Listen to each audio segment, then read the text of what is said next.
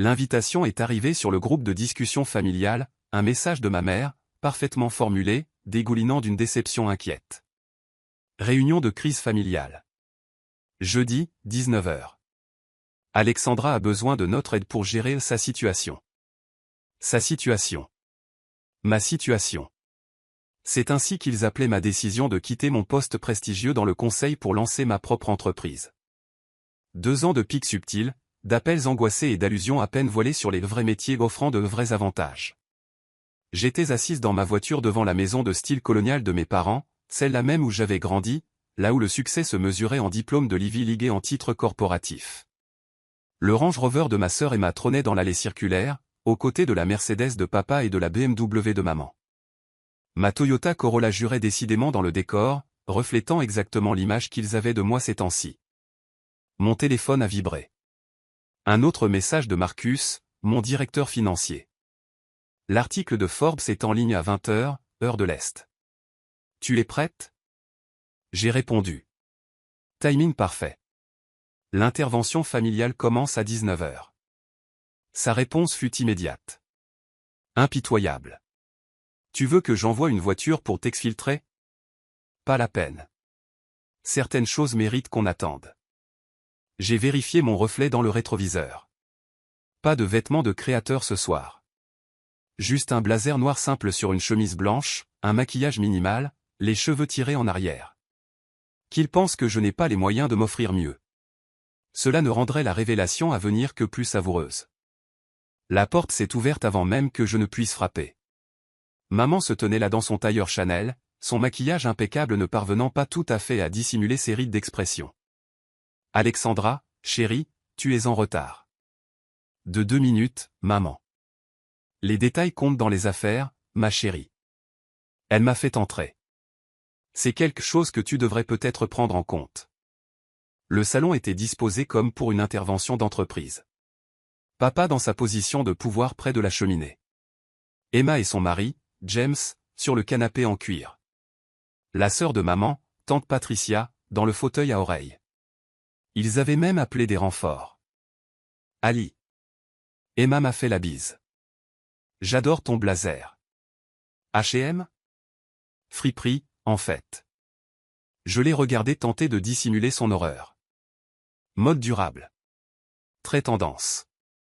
Papa s'est raclé la gorge. Commençons. Nous sommes ici parce que nous nous inquiétons pour toi, Alexandra. À propos de ma situation? J'ai pris le siège le moins confortable, leur faisant délibérément face.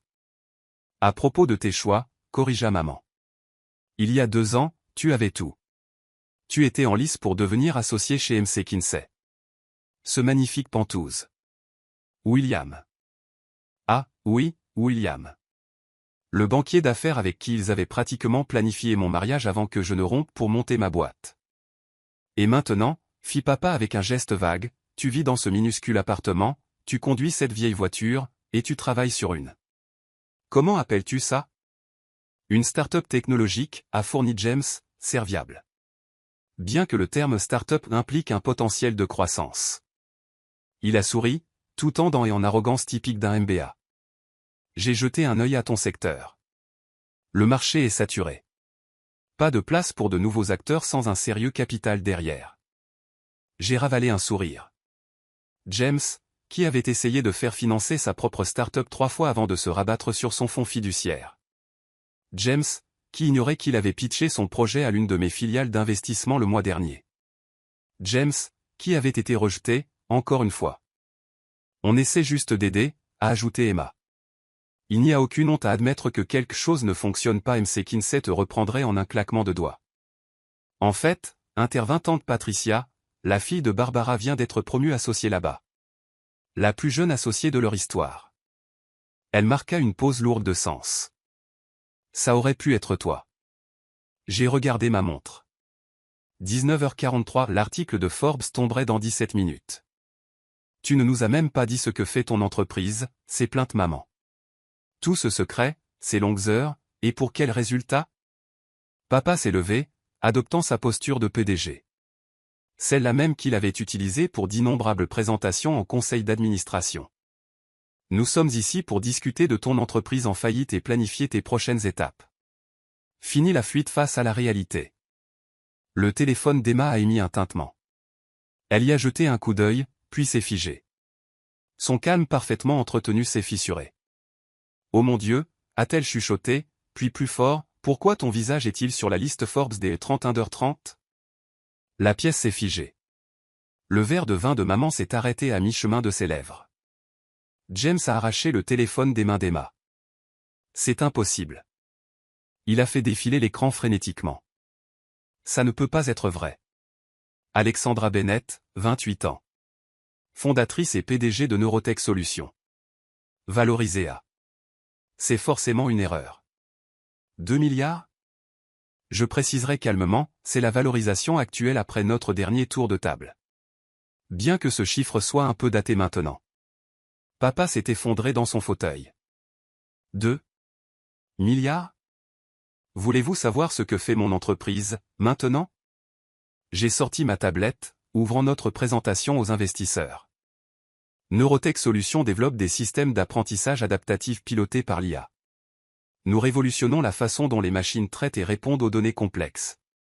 Ce minuscule appartement où je vis ? C'est en fait la plus petite unité d'un immeuble dont je suis propriétaire. Cette vieille Toyota ? Je l'ai achetée parce qu'elle est pratique et fiable, comme tout bon investissement devrait l'être. Le verre de vin de maman tremblait. Mais tu n'as jamais rien dit. Vous n'avez jamais demandé. Vous étiez trop occupé à déplorer mon échec pour remarquer mon succès. Je me suis levé, lissant mon blazer de friperie. Notre technologie est mise en œuvre par les plus grandes entreprises technologiques mondiales. C'est pour cela que je travaille tant. C'est pour cela que j'ai été secrète. Et c'est pour cela que, dans environ 2 minutes, Forbes publie un article de fond sur la façon dont une jeune femme de 28 ans a bâti un empire technologique multimilliardaire pendant que sa famille pensait qu'elle échouait. Le téléphone d'Emma n'arrêtait pas de vibrer. Les notifications affluaient à mesure que l'article était mis en ligne. James avait l'air d'avoir avalé quelque chose d'acide. Tante Patricia composait déjà un numéro, probablement pour appeler Barbara au sujet de sa fille soudainement moins impressionnante. 2 milliards, a répété papa, sidéré. En fait, ai-je dit en consultant mon téléphone alors que le message de Marcus arrivait, disons plutôt 3 milliards.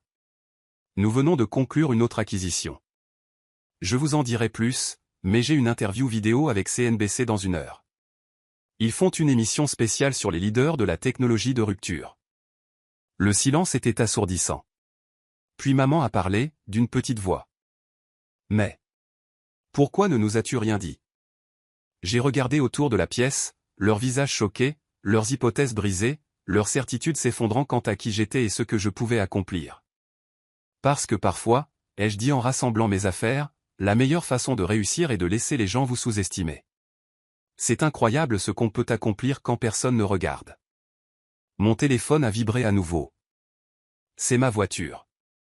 Contrairement à ma Toyota, celle-ci est vraiment chère. Elle vient avec tout le tralala du shooting Forbes. Je me suis dirigé vers la porte, puis je me suis retourné. Oh, et Emma ? Cette start-up que James a pitchée le mois dernier ?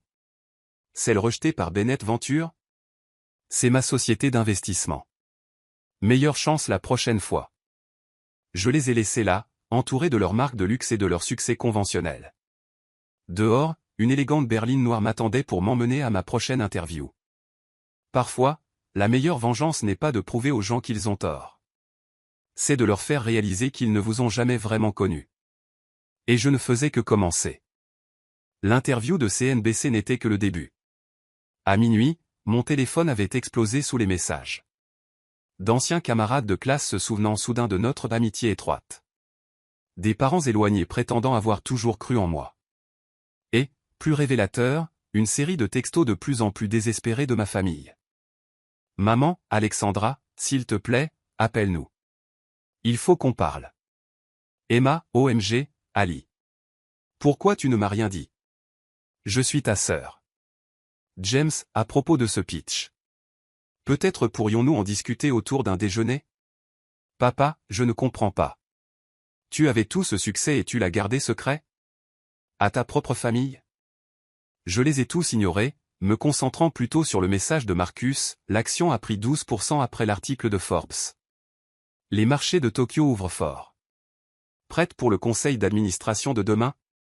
Le lendemain matin, je suis entré au siège de Neurotech. Une tour de verre épurée au cœur du centre-ville, mon nom discrètement gravé sur la pierre angulaire. Le vigile a hoché la tête avec respect. Bonjour, Madame Bennett. Mon assistante de direction, Maya, m'a accueilli à l'ascenseur. Votre famille appelle le bureau depuis 6 heures du matin. Votre mère a essayé de charmer l'accueil, mais la sécurité a suivi le protocole. J'ai souri. Évidemment. D'autres surprises. Votre sœur Emma a posté sur LinkedIn au sujet de sa brillante sœur entrepreneur dans la tech en vous identifiant. Les relations publiques demandent comment gérer ça. Aucune réponse nécessaire. Laissez-la courir après la connexion. Mon bureau occupait le dernier étage, mais je l'avais conçu pour être invisible depuis la rue. Vitres sans teint. Signalétique minimale. L'espace intérieur était moderne mais sobre. Des lignes épurées. Des meubles pratiques. Des murs couverts de tableaux blancs remplis de codes et d'algorithmes complexes. Les informations du matin passaient silencieusement sur plusieurs écrans. Le prodige de la tech Alexandra Bennett bouleverse le marché de l'IA. Neurotech Solutions, le géant furtif qui révolutionne l'apprentissage automatique. Une jeune PDG bâtit un empire d'1 milliard de dollars en secret. On frappa à ma porte, interrompant ma revue de presse.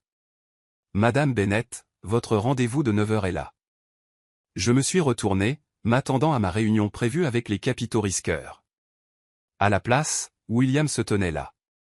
Mon ex-fiancé, le banquier d'affaires pour qui mes parents ne m'avaient jamais pardonné d'être parti. Alexandra, dit-il, tentant son vieux sourire charmeur. Tu as l'air prospère. J'ai exactement la même apparence que lorsque tu qualifiais mes rêves de start-up de mignons et d'admirables. Je suis resté assise. Comment as-tu atterri sur mon agenda? Il a bougé, mal à l'aise. Ta mère a peut-être mentionné que tu avais des bureaux ici. Je pensais, étant donné notre histoire. Étant donné notre histoire, les jeux coupés, tu devrais te rappeler que je n'apprécie pas les gens qui me sous-estiment. Je n'ai jamais. Tu as dit, et je cite, la tech est un monde d'hommes, chérie. Reste dans le conseil où ils apprécient les quotas de diversité. J'ai appuyé sur l'interphone. Maya, veuillez raccompagner Monsieur Harrison et mettre à jour les protocoles de sécurité. Alors qu'on l'emmenait, mon véritable rendez-vous de 9 heures est arrivé. Sarah Chen, la célèbre investisseuse connue pour soutenir les licornes. Matinée divertissante? A-t-elle demandé en désignant la silhouette de William qui s'éloignait. Juste un peu de ménage dans les vieilles idées reçues. J'ai lancé notre présentation. Si nous discutions de l'avenir plutôt que du passé? La réunion avec Sarah s'est déroulée à merveille, mais ce n'était qu'un échauffement pour la suite. À midi, j'avais un conseil d'administration, mon premier depuis la sortie de l'article Forbes. La salle du conseil était pleine quand je suis entré. Nos investisseurs, pour la plupart des hommes plus âgés qui avaient initialement douté de moi, se tenaient maintenant plus droit à mon arrivée. C'est drôle comme quelques milliards de dollars changent la posture des gens. Avant de commencer, ai-je dit en prenant place en bout de table, abordons l'éléphant dans la pièce. Oui, l'article de Forbes était stratégique. Oui, le timing était délibéré. Et non, cela ne change rien à notre fonctionnement. Marcus a affiché nos chiffres trimestriels. Les graphiques de croissance ressemblaient à des chaînes de montagnes. Abrupt, impressionnant, indéniable. Comme vous pouvez le voir, ai-je poursuivi, notre décision d'opérer en mode furtif tout en construisant notre base technologique à payer. Nous ne sommes pas seulement en avance sur le marché. Nous sommes le marché. L'un de nos premiers investisseurs, un homme qui m'avait un jour suggéré d'engager un PDG plus expérimenté, s'est raclé la gorge. Les chiffres sont impressionnants, mais la publicité change la donne. Votre famille. Ma famille n'est pas pertinente pour les opérations de cette entreprise. J'ai affiché une autre diapositive. Ce qui est pertinent, c'est notre prochaine étape. Le projet Nexus. La salle est devenue silencieuse alors que j'exposais notre nouvelle architecture d'IA, une technologie qui ferait passer notre succès actuel pour un simple échauffement. Au milieu de ma présentation, Maya m'a glissé un mot. Votre sœur est dans le hall. Elle dit qu'elle ne partira pas tant que vous ne lui aurez pas parlé. J'ai continué ma présentation, mais j'ai envoyé un message rapide à la sécurité. 5 minutes plus tard, Emma était escortée vers notre plus petite salle de conférence. Celle avec les chaises inconfortables. Après le conseil, j'ai pris mon temps pour revoir des contrats avant de descendre la voir. Elle attendait depuis 2 heures. Son brushing parfait était légèrement retombé. Elle serrait son sac Prada comme un bouclier. Franchement, Ali ? A-t-elle éclaté quand je suis entré. Tu ne pouvais pas dire à la sécurité qui je suis. Ta propre sœur ? Ils savent exactement qui tu es. Je me suis assise. C'est pour ça qu'ils ont suivi le protocole. Elle s'est légèrement dégonflée. Maman pleure, tu sais. Papa n'est pas allé travailler. Ils se sentent trahis. Trahis ? J'ai haussé un sourcil. Par mon succès ? Mon indépendance ? Ou le fait qu'ils ne peuvent pas s'en attribuer le mérite ? Ce n'est pas ça. Nous sommes une famille. Nous aurions dû faire partie de tout ça. Comme vous m'avez incluse dans vos vies ? Tous ces dîners de famille où toi et James parliez de vos réussites. Ces galas de charité où maman te présentait comme sa fille qui réussit et moi comme Alexandra, elle se cherche encore. Emma a tressailli. C'est injuste. On ne savait pas. Parce que vous n'avez jamais demandé. Vous étiez trop occupé à vous sentir supérieur pour voir ce que je construisais. Et maintenant ? Elle a fait un geste autour d'elle. Maintenant qu'on sait, on ne peut pas recommencer à zéro ? James adorerait collaborer. Ah, oui, James. J'ai sorti ma tablette, ouvrant son historique de pitch. 3 startups ratées. 2 avertissements de la SEC pour pratiques commerciales douteuses. Et un fonds fiduciaire qui s'amenuise plus vite que ses excuses. Ce James-là ? Elle a rougi. Comment as-tu ? Je sais tout sur quiconque essaie de faire affaire avec mon entreprise. Y compris le fait qu'il me dénigre auprès d'investisseurs potentiels depuis 2 ans. De l'amateurisme, je crois qu'il a dit. Le sac de créateur d'Emma a glissé de ses doigts. Il ne ferait pas ça. Les enregistrements sont assez clairs. Je me suis levé.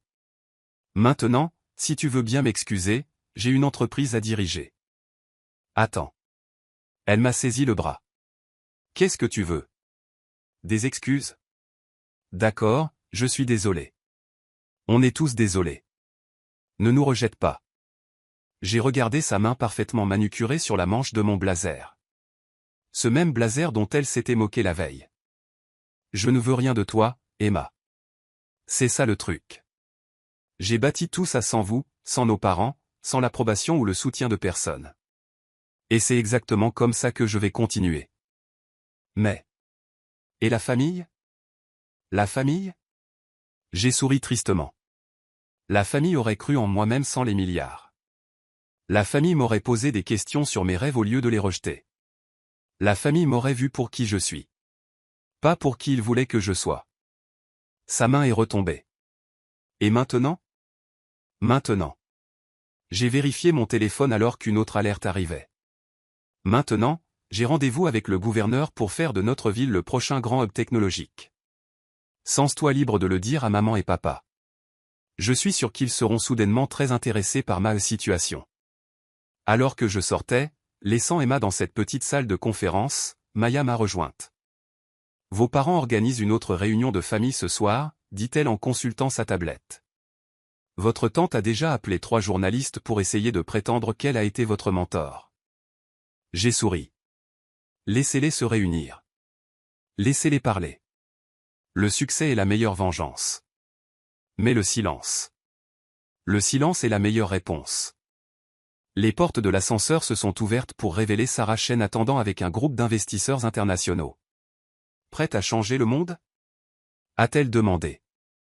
J'ai lissé mon blazer bon marché, sachant maintenant qu'il figurerait dans les pages économiques de demain comme le nouveau power look de la tech. Toujours, ai-je répondu. Après tout, les meilleures innovations viennent de ceux que tout le monde a négligés. Derrière moi, je pouvais entendre les talons coûteux d'Emma claquer vers la sortie, le son résonnant comme toutes leurs années de jugement et de mépris. Mais je n'étais plus cette petite sœur négligée. J'incarnais l'avenir. Et l'avenir, comme le succès, appartient à ceux qui le construisent eux-mêmes. Un mois après que l'article de Forbes ait tout changé, j'étais assise dans mon bureau, passant en revue les derniers rapports de marché. L'action de Neurotech avait doublé. Notre technologie y a été qualifiée de révolutionnaire par les leaders de l'industrie. Et ma vie privée, soigneusement préservée, avait été remplacée par une attention publique constante. Maya est apparue dans l'encadrement de la porte. Votre père est en bas. Je n'ai pas levé les yeux de mon écran. Même réponse qu'hier. Il est différent aujourd'hui. Pas de Mercedes. Pas de costume de pouvoir. Il porte un jean. Cela m'a fait marquer une pause. Richard Bennett, PDG de Bennett Global Consulting, portant un jean? En public? Il attend dans le hall depuis 2 heures, a ajouté Maya. Juste assis là, à regarder les gens travailler. J'ai affiché le flux de sécurité du hall. Il était là. Mon père. Semblant plus petit, d'une certaine manière, dans ses vêtements décontractés. Il tenait un vieux cartable en cuir que je n'avais jamais vu auparavant. Faites-le monter. En attendant, j'ai étudié la collection de titres de journaux encadrés sur mon mur. Neurotech annonce une percée dans l'IA quantique. La nouvelle PDG milliardaire de la tech refuse les tentatives de sa famille de s'approprier son succès. Le dernier provenait d'une interview où j'avais enfin abordé publiquement la situation familiale. Le journaliste m'avait demandé pourquoi j'avais gardé mon succès secret. Ma réponse était devenue virale, cela nécessite juste de la vision et de la persévérance. Papa est entré doucement. Si différent de sa présence imposante habituelle, il a observé mon bureau lentement. Les tableaux blancs couverts d'algorithmes complexes. Les téléscripteurs boursiers mondiaux. La vue sur la ville qu'il pensait connaître. Ta mère continue de mettre un couvert pour toi au dîner, dit-il finalement. Tous les jeudis soirs. Juste au cas où. J'ai désigné la chaise en face de mon bureau. Il s'est assis, posant le vieux cartable sur ses genoux. J'ai repensé, poursuivit-il, à ta foire scientifique de CM2. De toutes les choses qu'il aurait pu dire, je ne m'attendais pas à celle-là. Tu avais construit un réseau de neurones primitifs. Utilisé pour prédire les modèles météorologiques. Tous les autres avaient des volcans au bicarbonate de soude ou des plantes poussant vers la lumière. Toi, tu avais des algorithmes. Il sourit faiblement. Tu as gagné le premier prix, mais je l'ai raté. J'avais un conseil d'administration. Je m'en souviens. Tu sais ce dont je ne me souviens pas? T'avoir jamais demandé d'expliquer comment ça marchait. Ou pourquoi tu t'intéressais à l'IA. Ou ce que tu rêvais de créer. Il ouvrit le cartable et en sortit une pile de papier. Alors j'ai fait des recherches. Il les étala sur mon bureau. Des brevets, des articles universitaires, des propositions commerciales précoces. Mon travail, remontant à des années. Tu as déposé ton premier brevet à 19 ans, dit-il. Créé ton premier protocole IA à 22 ans. Lancé 3 startups à succès, sous différents noms, avant Neurotech. Tout ça pendant qu'on pensait que tu étais juste en train de... Il laissa sa phrase en suspens.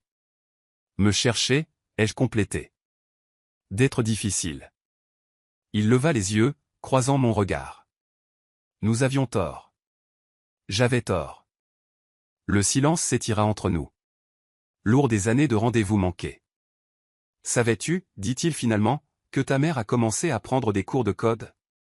Des bases. Mais elle dit qu'elle veut comprendre ce que tu as construit. Emma lit des livres sur l'éthique de l'IA. Même James. James a essayé de pitcher mes concurrents, les jeux interrompus. En utilisant son lien avec moi comme levier. Le visage de papa ça fait ça. Je ne savais pas ça. Il y a beaucoup de choses que tu ne savais pas. Que tu n'as pas demandé. Que tu ne voulais pas voir. Il hocha lentement la tête. Ta mère veut organiser un dîner de famille. Pour célébrer ton succès. Comme le dernier dîner de famille. Où vous vous êtes tous réunis pour faire une intervention sur ma situation? Non. Il sortit un dernier papier de son cartable. C'était une vieille photo. Moi à cette foire scientifique de CM2. Debout fièrement à côté de mon affichage sur les réseaux de neurones. Petite. Sérieuse. Et absolument certaine de mon chemin. Quand avons-nous cessé de te voir, demanda-t-il doucement. Quand avons-nous remplacé la fierté par le jugement? J'ai étudié la photo. Me souvenant de ce jour. L'excitation de la création. La joie de faire quelque chose de nouveau. La déception quand mes parents ont manqué la cérémonie. Tu sais, dis-je. Ce projet prédisait les modèles météo avec 76% de précision. Pas mal pour une élève de CM2. Tu veux savoir quel est le taux de précision actuel de Neurotech? Il leva les yeux, intéressé malgré lui. Combien? 99,997%. J'ai tourné mon écran, lui montrant nos derniers résultats de test. Nous ne prédisons plus seulement la météo.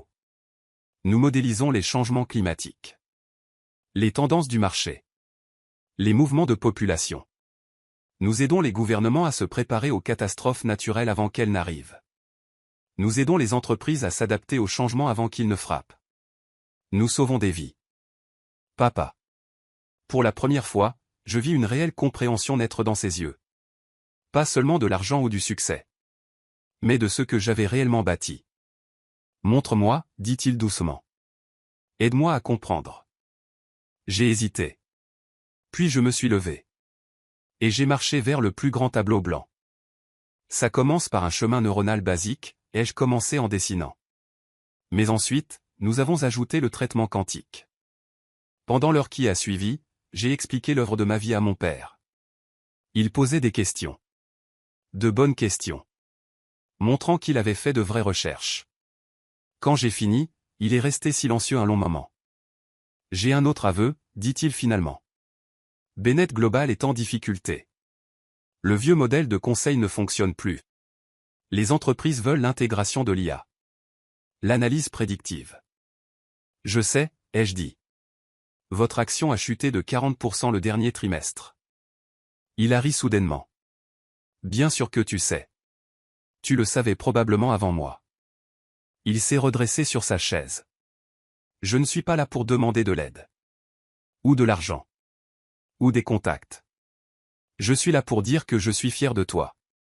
Pas parce que tu as réussi. Mais parce que tu as eu le courage de construire quelque chose de révolutionnaire. Alors que nous étions tous trop aveugles pour le voir. Je me suis dirigé vers la fenêtre, regardant la ville où j'avais bâti mon empire en secret. Le prochain dîner de famille, ai-je dit lentement. Et si on le faisait ici? Ici? Dans mon immeuble? Je vous ferai d'abord visiter. Je vous montrerai ce que je fais vraiment. Plus de suppositions. Plus de jugements. Juste la réalité. Ils aimeraient ça, dit-il. Puis, avec précaution, j'aimerais ça. Une condition. Je me suis retourné pour lui faire face. Chacun vient pour ses propres mérites. Pas d'accompagnateurs indésirables. James n'est pas le bienvenu. Il a hoché la tête. Compris. Et pour Emma? Elle est en train de régler ça de toute façon. Son dernier plan d'investissement leur a coûté cher. Je sais. J'ai racheté leur dette la semaine dernière. Via une filiale. Ses sourcils se sont levés. Tu as fait ça? Pourquoi? Parce qu'Emma reste ma sœur. Elle doit nettoyer son propre désordre. Mais je ne la laisserai pas se noyer. Je me suis rassise. La famille, c'est compliqué.